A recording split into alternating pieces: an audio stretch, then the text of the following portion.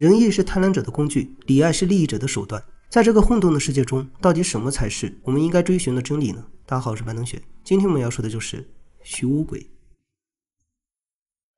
在魏国有个叫做徐无鬼的隐士，有一次在魏国大臣女商的引荐下，来到都城参见魏武侯。两人见面没多久，大殿内就传来了武侯的笑声，女商感到极为困惑。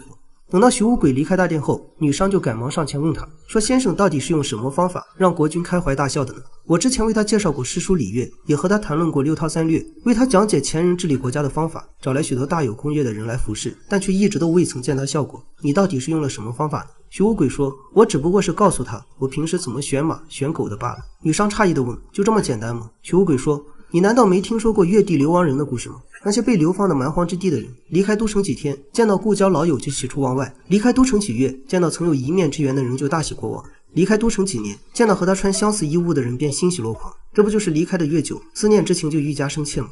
那些隐居在空旷原野的人，整日在恶劣的环境中与野草作伴，有时恍惚间听到人的脚步声，就高兴得手舞足蹈，又何况是亲人朋友在他的身旁说笑呢？我们总是将精力全部放在诗书礼乐、六韬三略的智谋上，放在这些虚无的概念中，但却忘了这些概念已经完全脱离了现实生活，忘了真诚才是人与人交流的底线。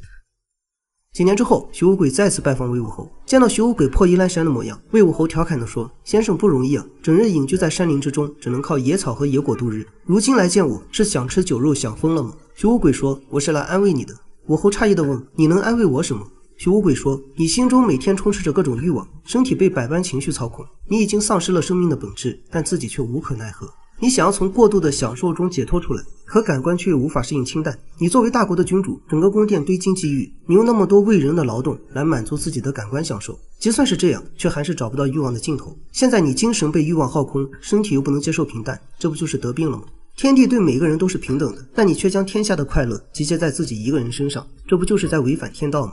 魏武侯惭愧地问：“那我从现在开始爱护子民，为了道义而停止征战，这样可以吗？”徐无鬼说：“不行，你口中所谓的爱护百姓，说到底只不过是祸害百姓。你为了仁义停止征战，说白了只是战争兴起的根源。为什么这么说呢？因为有了仁义的概念，才会有不仁的概念。这个世界的美好和丑恶都是相对的，没有美好和丑恶，百姓就不会为了远离丑恶，从而去争夺美好。人性总是趋利避害，但如果没有利，自然也就没有了害。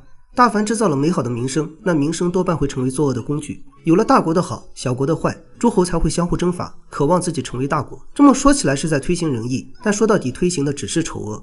我们树立了仁义的标准，百姓就会按照这个标准去制造与它形象接近的东西，但这种制造只是形似，它本质上并不是仁义。我们树立了美好的标准，但美好总有损坏的时候，难道美好损坏之后，它就不是美好了吗？它只是外形出现了变化。所以我们不必制造这么一个标准，不必有什么刻意的行为。你不用故意把战车藏在城楼里，也不用把士兵藏在宫殿中。